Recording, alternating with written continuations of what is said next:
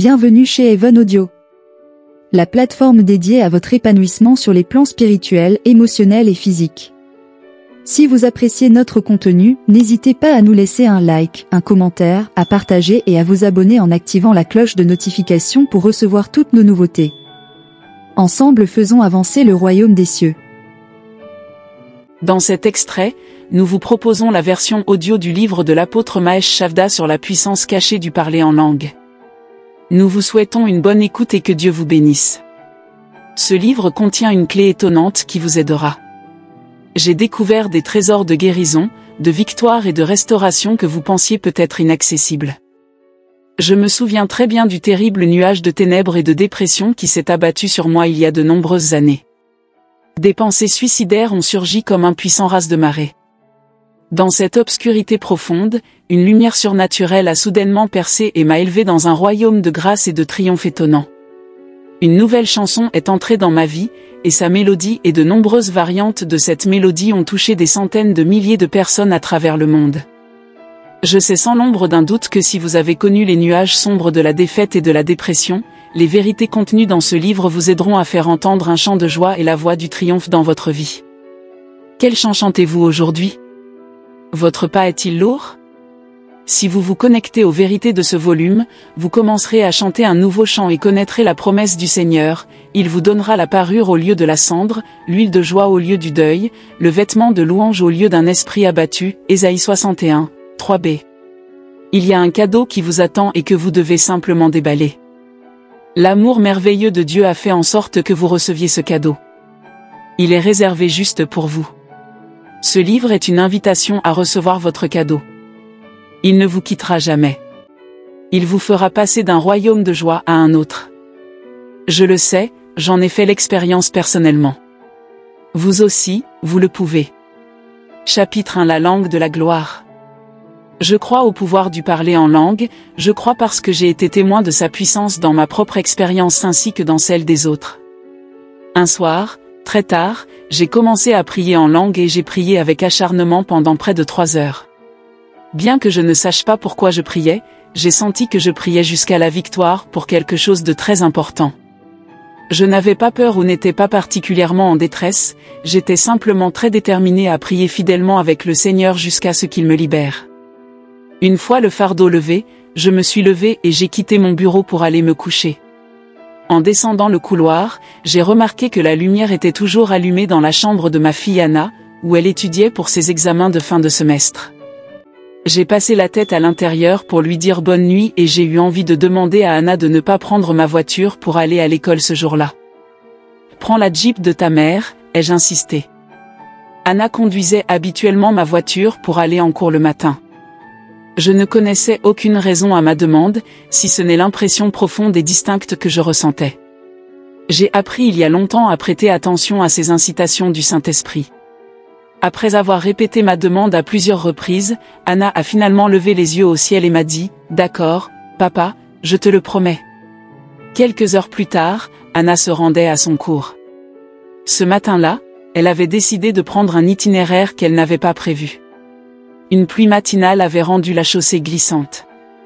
Aveuglée par le soleil matinal dans ses yeux, Anna a perdu le contrôle du véhicule alors qu'elle arrivait de manière inattendue à une épingle à cheveux courbes.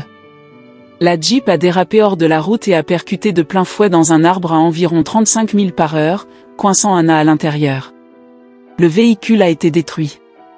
Au moment où Bonnie et moi avons été prévenus et sommes arrivés sur les lieux, une équipe de secours d'urgence extrayait Anna de la Jeep sur une civière. Les pompiers, la police et les secouristes étaient partout. L'un d'eux a dit à Bonnie : « J'ai travaillé sur près de 30 appels comme celui-ci, et c'est la première fois que le conducteur a survécu. Nous avons entendu des histoires similaires de la part d'autres secouristes présents. D'après leur expérience, les accidents de ce type entraînaient presque toujours des blessures massives. Ce matin-là, les autorités présentes sur les lieux nous ont répété à maintes reprises « C'est un miracle que votre fille soit en vie ».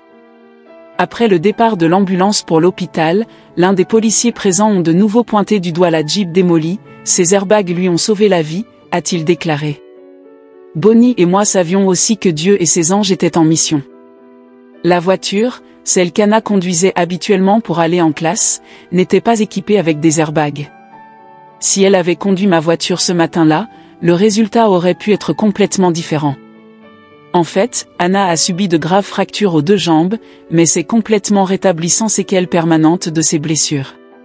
Ce matin-là, j'ai compris pourquoi j'étais si accablé en prière quelques heures avant. Le Saint-Esprit savait à l'avance le danger et m'a poussé à prier en langue jusqu'à ce que le fardeau soit levé. Un gardien vigilant peut sauver une maison entière. Le voleur qui vient pour voler, tuer et détruire passera par une maison où les lampes de garde brûlent brillamment. Au cours de près de 30 ans de ministère, j'ai personnellement été témoin de milliers de cas où des personnes qui se sont tournées vers Jésus-Christ dans la repentance et la foi après avoir entendu l'évangile prêché ont manifesté des signes et des prodiges confirmant leur vie comme preuve de la présence du Seigneur. Des aveugles ont recouvré la vue et des sourds, l'ouïe. Des boiteux ont marché et des démoniaques ont été délivrés. De nombreux nouveaux croyants, même ceux qui n'avaient jamais entendu parler du Saint-Esprit, ont spontanément reçu le baptême de l'Esprit, ce qui s'est manifesté par le parler en langue. Je me souviens particulièrement d'une croisade outre-mer au cours de laquelle des milliers de personnes ont répondu à l'Évangile. Alors que je priais pour ces nouveaux convertis et que j'accueillais le Saint-Esprit, il a déferlé sur la foule d'un seul coup, et 50 000 personnes ont commencé à parler en langue en même temps. Au cours du siècle dernier, l'Église a été témoin d'une effusion des dons du Saint-Esprit et de la présence et de la puissance du Seigneur sans précédent depuis la Pentecôte. Dieu prépare quelque chose de grand, et le parler en langue n'est qu'une partie, un indicateur de ce qu'il fait. De la rivière à la gloire. Depuis près d'une décennie, des milliers de croyants se sont baignés dans le flot chaud d'un renouveau spirituel qui est devenu populairement connu sous le nom de « la rivière ». Incarné par les effusions à la Toronto Airport Christian Fellowship à Toronto, en Ontario, et à l'Assemblée de Dieu de Brownsville à Pensacola, en Floride, cette visitation de l'Esprit de Dieu dans les derniers jours a permis à de nombreuses personnes perdues d'être sauvées. Leur vie a été totalement transformée par la puissance de Dieu et à beaucoup plus de croyants d'avoir reçu une nouvelle touche de l'Esprit, un sentiment plus profond de sa présence intime. Aussi merveilleux et rafraîchissant soit-il, le fleuve n'est que le début. Des signes abondent autour de nous indiquant que Dieu a ouvert une nouvelle phase, que nous pourrions appeler la gloire. S'appuyant sur l'expérience du fleuve, la gloire cherche à nous emmener au-delà de celle-ci vers des niveaux encore plus profonds d'intimité avec le Seigneur et de plus grandes manifestations de sa présence. Elle cherche à nous reconnecter au type d'effusion du Saint-Esprit qui est venu à la Pentecôte, marquant et habilitant l'Église à accomplir la mission du Christ de porter l'Évangile à chaque nation. En tant que croyants du XXIe siècle, nous faisons partie de l'Église des derniers jours. Il est fort possible que notre génération ou celle de nos enfants soit témoin du retour du Christ. Jésus et cette bonne nouvelle du royaume sera prêchée dans le monde entier, pour servir de témoignage à toutes les nations. Alors viendra la fin, Matthieu 24, 14. Il n'y a aucune raison logistique ou technologique pour que cette mission ne puisse pas être accomplie de notre vivant. Nous avons dès maintenant les moyens de la mener à bien. Jésus a confié à l'Église la mission de prêcher l'Évangile et de faire des disciples dans chaque nation. C'est son but, sa raison d'être en tant que corps. Chaque don de Dieu, chaque don spirituel, chaque pouvoir que nous recevons du Seigneur vise à l'équiper pour cette mission. L'Église est l'épouse de Christ, et une partie du ministère du Saint-Esprit consiste à préparer l'épouse pour la venue de son époux. Lorsque Jésus viendra chercher son épouse, elle apparaîtra devant lui vêtue des vêtements glorieux de la grâce, de la foi, de l'obéissance et de la sainteté. Par elle-même, l'épouse ne peut rien faire. C'est l'Esprit de Dieu qui oint l'épouse de Christ. À mesure que le jour du retour de l'époux approche, l'activité de préparation de l'Esprit augmentera. C'est un mystère impressionnant. Dieu accomplit une œuvre puissante dans son peuple. Il transforme en une épouse digne de son Fils, et son agent dans cette transformation est le Saint-Esprit. En tant que préparateur de l'épouse, le Saint-Esprit est comme le serviteur d'Abraham dans le livre de la Genèse, qui était l'intendant et l'administrateur de tout ce qu'Abraham possédait, et qu'Abraham envoya pour trouver et préparer une épouse pour son fils Isaac. Il sortit et choisit Rebecca, qui devint la femme d'Isaac. Le Saint-Esprit est comme l'eunuque du roi dans le livre d'Esther qui a formé et enseigné Esther et l'a préparée à aller devant le roi. C'est le même Saint-Esprit qui est venu le jour de la Pentecôte, 50 jours après la résurrection de Jésus et 10 jours après son ascension, et qui a rempli les 120 croyants qui étaient réunis dans cette chambre haute à Jérusalem. Il est la troisième personne de la divinité, égale à Dieu le Père et à Jésus-Christ le Fils. Lorsque l'Esprit a rempli ces croyants à la Pentecôte, ils ont commencé à parler en langue. La présence de l'Esprit les a connectés au cœur et à l'Esprit de Dieu d'une toute nouvelle manière, et parler en langue était l'expression, surnaturellement naturelle, de cette connexion. Parler en langue, c'est parler avec l'Esprit, un langage qui nous relie à la gloire de Dieu, comme ce fut le cas pour les croyants de la Pentecôte. À mesure que nous passons de la rivière à la gloire, les langues continueront à jouer un rôle majeur dans ce processus. Les Windtalkers. Spirituels. Parler en langue est le langage de la gloire, un langage extérieur, manifestation de l'accomplissement de la promesse de Jésus selon laquelle le Saint-Esprit viendrait demeurer en permanence dans le cœur et la vie des croyants. Le Saint-Esprit a donné naissance à l'Église et une partie de cette naissance s'est faite en langue. L'Église est née en parlant en langue. Le jour de la Pentecôte, ils étaient tous ensemble dans le même lieu. Tout à coup il vint du ciel un bruit comme celui d'un vent impétueux, et il remplit toute la maison où ils étaient assis. Alors leur apparurent des langues, semblables à des langues de feu, divisées en deux, et une se posa sur chacun d'eux. Ils furent tous remplis du Saint-Esprit, et se mirent à parler en d'autres langues, selon que l'Esprit leur donnait de s'exprimer. Actes 2, 1-4. Il n'y a pas longtemps, 2 événements se sont produits dans notre pays qui ont attiré l'attention du public sur l'une des histoires les moins connues de la Seconde Guerre mondiale. Le président George Walter Bush a décerné la médaille d'or du Congrès, la plus haute distinction civile que le Congrès puisse décerner, à 4 membres survivants des 29 Windtalkers, originaux des Amérindiens de la nation Navajo qui ont servi comme marines dans le théâtre du Pacifique et qui ont utilisé leur pouvoir pour faire entendre leur voix. La langue Navajo était un code de communication que les Japonais trouvaient impossible à déchiffrer. À peu près à la même époque, un film hollywoodien intitulé « Windtalker » est sorti, qui racontait la même histoire de manière factuelle mais quelque peu romancée.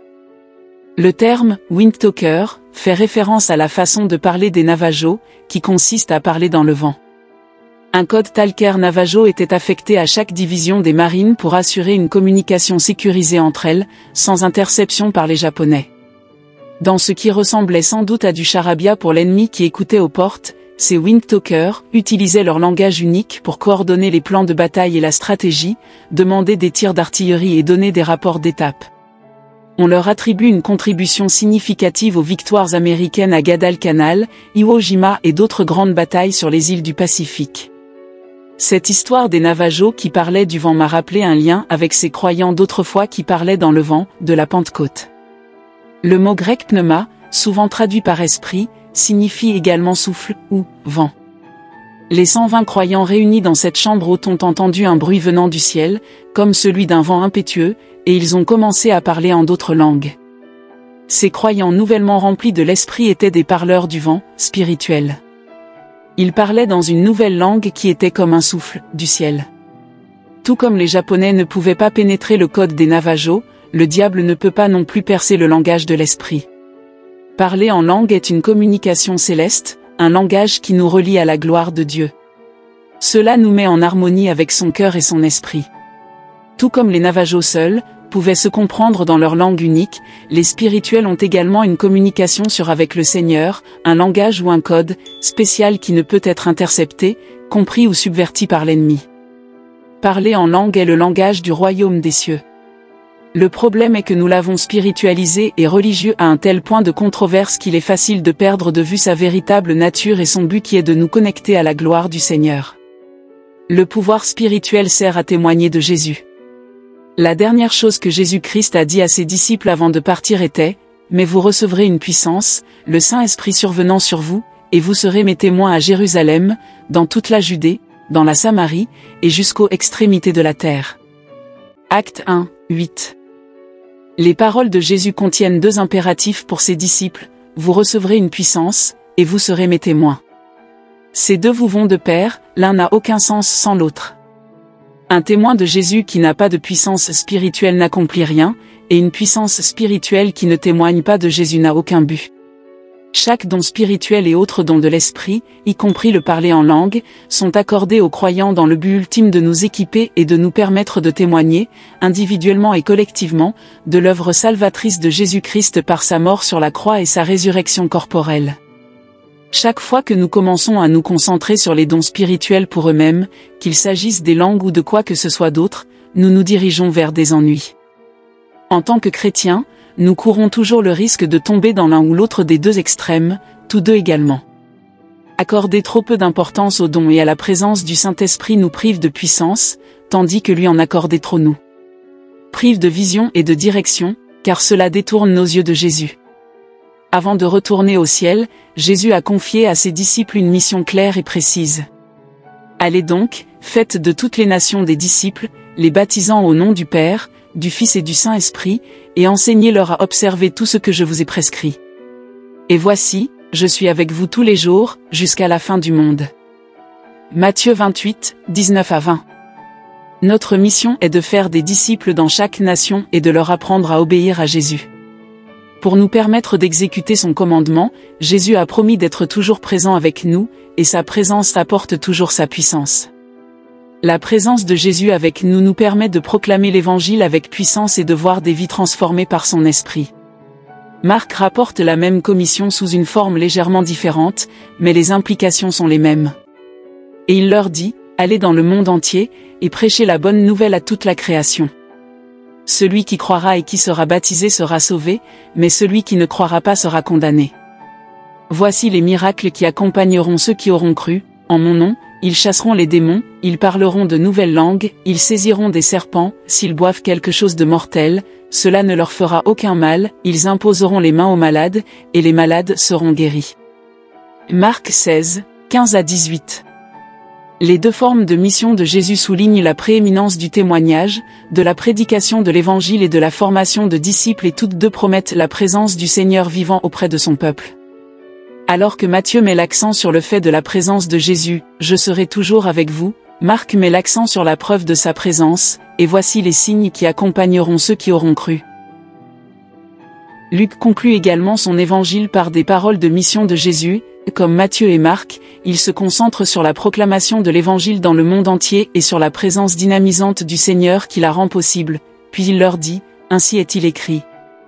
Il fallait que le Christ souffre et qu'il ressuscite des morts le troisième jour, et que la repentance et le pardon des péchés soient prêchés en son nom à toutes les nations, à commencer par Jérusalem. Vous êtes témoins de ces choses. Voici que j'envoie sur vous ce que mon Père a promis. Mais restez dans la ville de Jérusalem jusqu'à ce que vous soyez revêtus de la puissance d'en haut. » Luc 24, 46 à 49. Notre mission en tant que croyants est de prêcher à toutes les nations, la repentance et la rémission des péchés, au nom de Jésus. La promesse de mon Père fait référence au Saint-Esprit, qui est descendu sur les croyants et les a remplis le jour de la Pentecôte, moment où ils ont été revêtus de la puissance d'en haut. Comme le dit clairement Actes 2, 4, la première preuve de la présence puissante du Saint-Esprit fut que les croyants commencèrent à parler en d'autres langues, selon que l'Esprit leur donnait de s'exprimer. Cela prépara le terrain pour la prédication de l'Évangile aux milliers de pèlerins qui étaient à Jérusalem pour la fête. Dans chaque cas, la libération de la puissance spirituelle est inextricablement liée à la mission de témoigner de Jésus.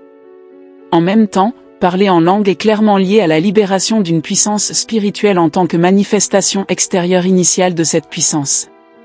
Même alors, cependant, sa fonction était de permettre à la foule multinationale à Jérusalem d'entendre et de comprendre l'Évangile, chacun dans sa propre langue, afin que tous ceux qui répondraient soient sauvés. Voilà donc un principe biblique solide et immuable, nous recevons une puissance spirituelle dans le but de rendre témoignage à Jésus.